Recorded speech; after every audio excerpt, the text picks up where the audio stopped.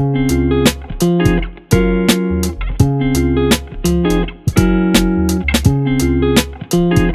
to my vlog! Tara, samahan niyo ako. Puntahan natin ang isa sa pinakamagandang street dito sa Pilipinas, ang Calle Crisaluco. Nandito na nga kami sa may welcome art ng Bican.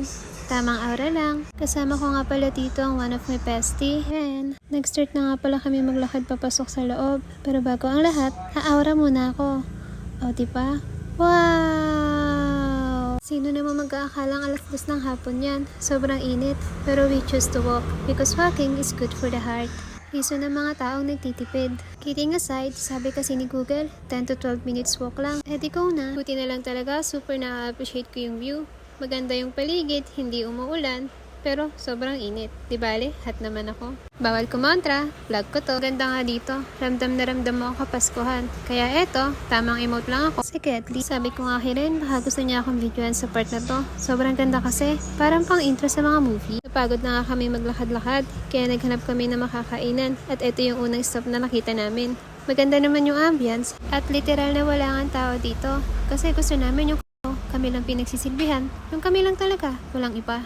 Para ramdam namin ang pagiging espesyal namin. Ang sarap nga ng pagkain ton, lalo na ang sinigang na bagnet. Sobra akong nabusog, halata naman sa sayo ko, diba? Lumabas na nga kami at naglakad-lakad para magtingin ng afam sa paligid. Ay mali pala, parang pasalubang na pwedeng iuwi sa family. Pwede din naman yung afam kung papayag siya.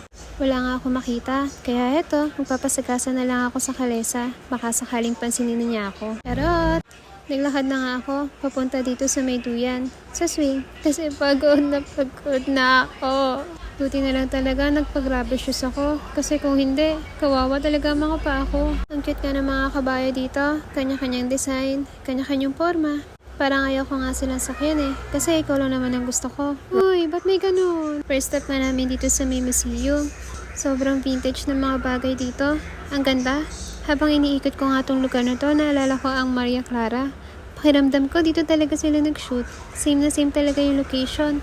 Yung pwesto ng hagdan, yung pintuan, pati yung mga cabinet. Parang ang saya mabuhay sa nakaraan. Ang nostalgic ng feeling. Yung mga gamit nga pala dito, Team Kahoy. Lakas maka-aesthetic ng mga lola't lola natin. Medyo kinakabahan nga ako mag-shoot dito na part. Kasi what if, may sumama sa kanyang iba? Uy, mapanakit. Habang naglalakad nga ako palabas ay nakita ko tong friend ko dito. Kaya hayan, nagpa-picture na ako bago pa siya sumikat. Yung mga gamit nga pala dito, ang ganda, maayos pa, halatang inalagaan. Di tulad ng iba dyan, sa una lang magaling. Lumabas na nga kami at sumakay ulit sa kalesa para mapuntahan pa yung ibang lugar. Kaso alas 4 na pala, madami na palang sarado pag ganitong oras. Sayang, hindi namin naabutan. Bale, paniguradong babalik naman kami dito. Uy, sana all binabalikan. Dito nga pala kami binaba ni Kuya kung saan maraming souvenirs na pwedeng bilhin. Parang gusto ko na ang kunin ng lahat sa sobrang cute. Eto nga pala si Kuya, siya yung nag-ikot sa amin dito. At ito yung kabayo niya. Inabot na nga kami ng dilim dito, pero sa totoo lang, magpapagabi naman talaga kami para panoodin ang dancing fountain. Pero bago ang lahat, magkakape muna kami para magising ka sa katotohanan na hindi ka na niya mahal. Ay tama na ang sakit. Kaya bago ka masaktan, mag-outfit check ka muna. Tignan mo kung okay ka lang pa na meron siyang iba. Uy, tama na, ayoko na. Halika na nga, kumain na lang tayo. Ang in-order nga pala namin ay pizza at matcha naman for my drinks. Kasi dalawang kasama ko, nakalimutan ko. Habang kumakain nga kami dito, napapatulala ako dahil napapaisip ko para naging third wheel ako ng dalawang lovers na to. Pero okay lang naman. Tapos na nga kami magkape at kumain, kaya lumabas na kami para maglakad-lakad. Pupunta kami dun sa isang tourist spot dito, yung dancing fountain. Habang naglalakad nga kami, nakita ko si Kuya. Ang galing naman niya magpaikot. Pero syempre, wala pa rin tatalo sa ex mo. Hoy, ano pa? Namimili nga kami panoodin si Kuya, kaya ayan, napatambay kami saglit. Syempre, dahil gumagabi na, sinimulan na ulit namin lumakad na may konting aura.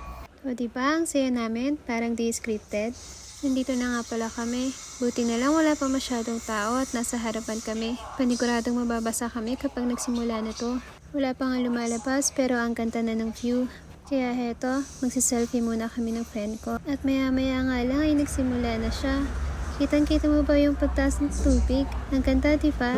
Nakaka-relax panoorin. Sama mo pa yung mga pailaw na iba't ibang kulay. Sobrang ganda ng effect niya. Buti pa sa tubig, may nagbibigay kulay. Sa buhay mo ba? Charot! Nakakaaliw nga siyang panoodin at talaga namang napatambay kami. Sobrang tagal din namin dito. Pero dahil gabi na, nakapag-decide na kami umuwi. Baka kasi hanapin na kami ng tinutuluyan namin. Kaya heto, pumara na kami ng bus at pauwi na. Bye guys!